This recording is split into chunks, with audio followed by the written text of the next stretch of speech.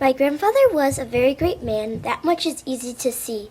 He loved everything and everyone, and it felt good that he loved me. He may have left us too early, that we can all agree, but we can all have a good laugh with all his funny memories. He jumped in the snow in a bathing suit, and he was chilly after, I'm sure. So that was a good memory. You can tell he was not a bore. The most classic was with the pizza pot that he placed upon his head, and I'm sure that says it all, with no more to be said. I loved Grampy, and his friends did too. Now what does Grampy mean to you? I love and miss you always, Abigail.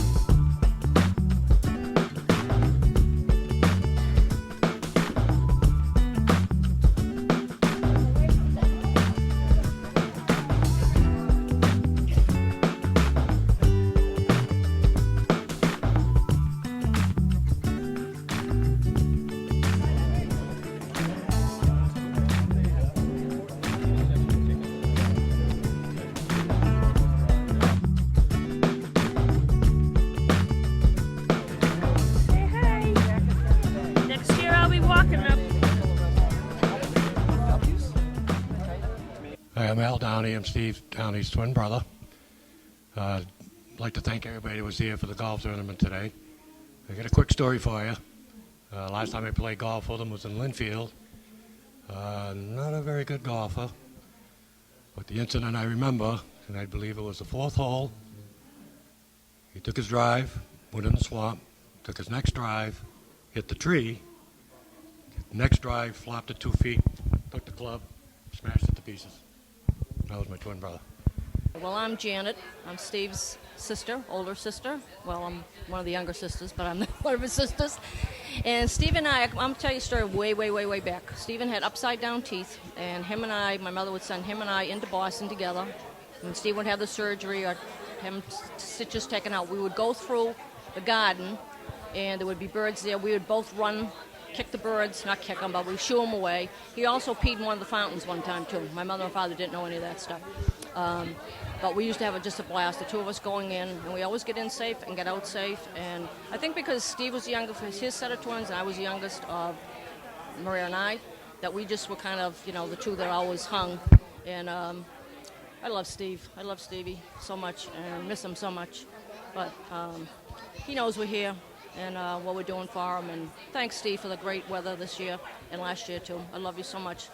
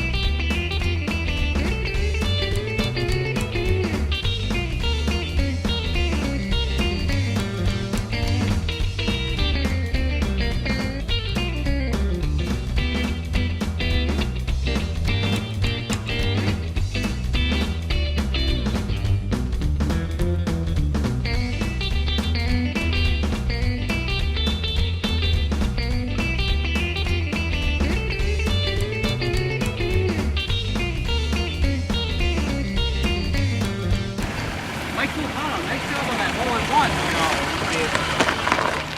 I've never seen a hole-in-one before, Mike.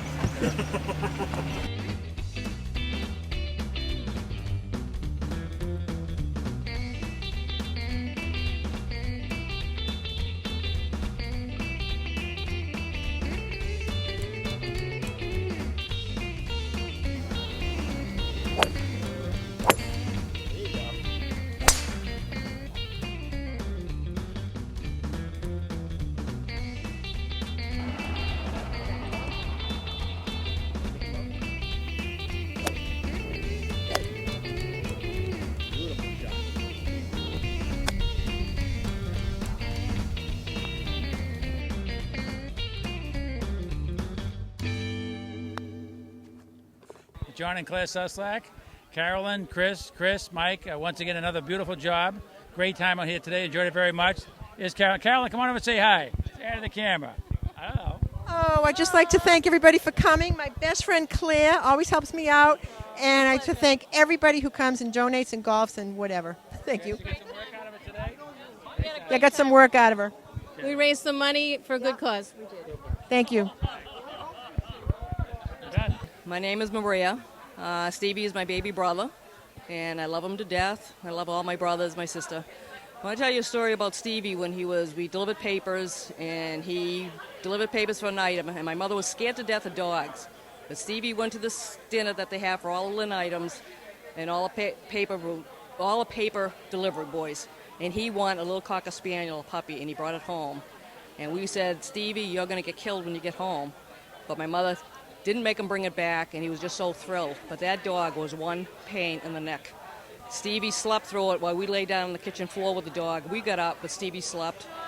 While the dog pooped, Stevie slept. While the dog cried and everything, Stevie slept. But he loved that little dog, but he chewed my mother's rugs. My mother's didn't kill him. Chewed the cabinets, he didn't kill him.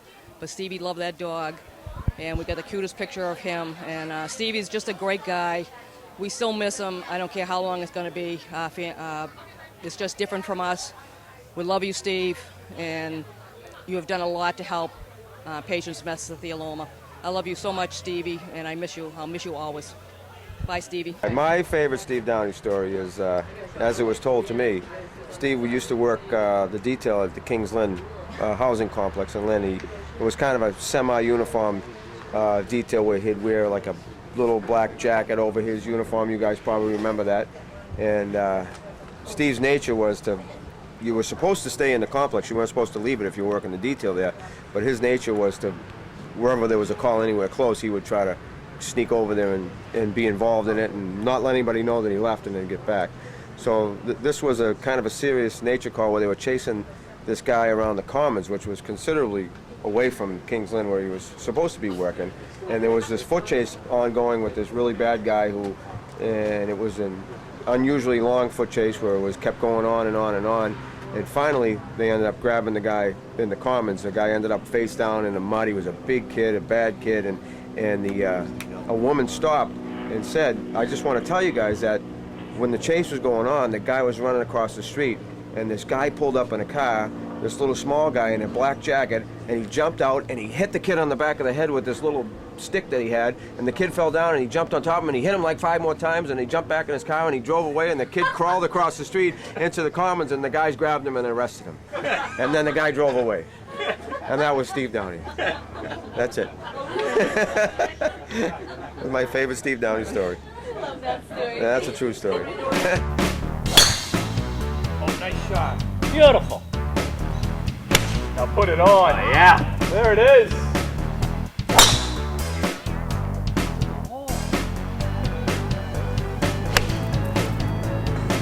Yeah.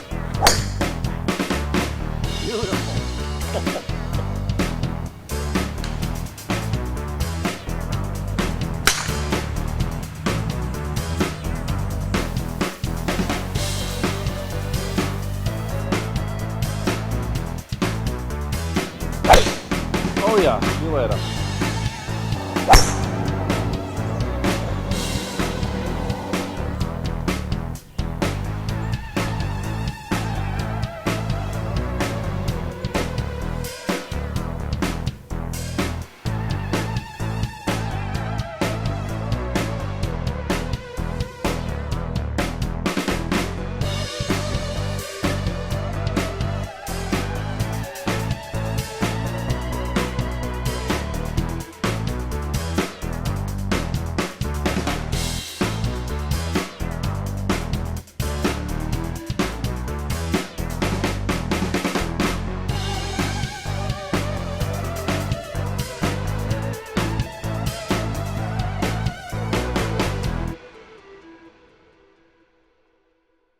Okay, we had the pleasure of both being partners with Steve. Look, I'm getting emotional. You can Oh, thanks a Now, lot. listen, great teacher on the job.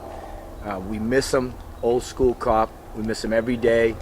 Taught us a lot. We had a lot of fun. We have a lot of memories, a lot of funny ones. Tremendous guy, cop's cop.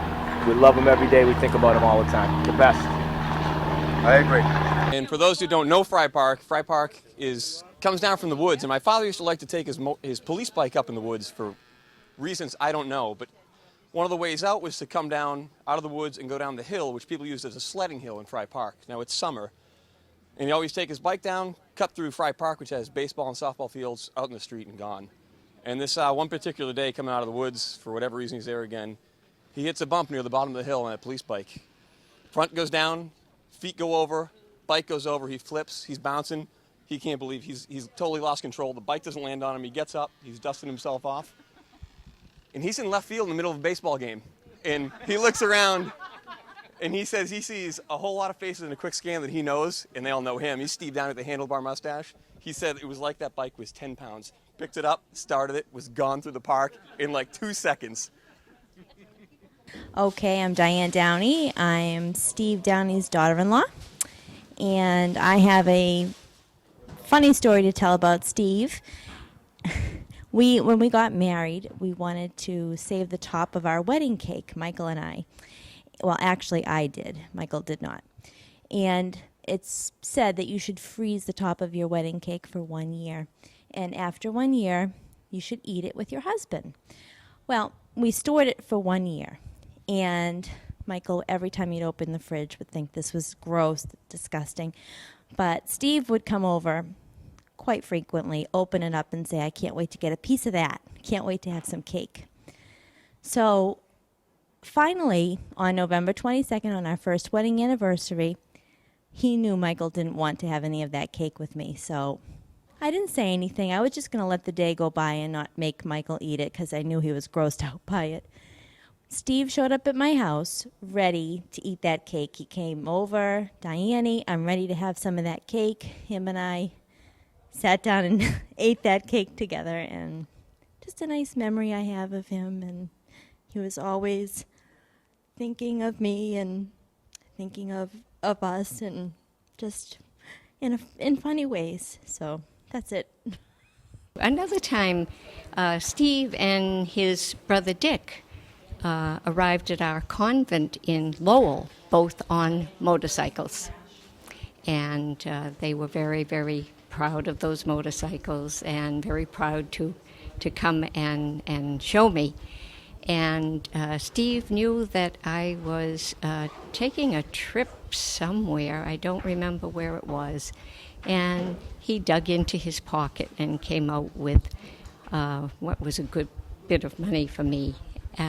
So there was something wonderful about Steve. I wish that I had been in this country more so that I would have had more contact with him. But I'm very, very happy to continue being part of this wonderful family. I miss Steve. It's hard to put anything into words right now. It's so emotional. I have a lot of stories. We go a lot of history with him. I love him. I miss him.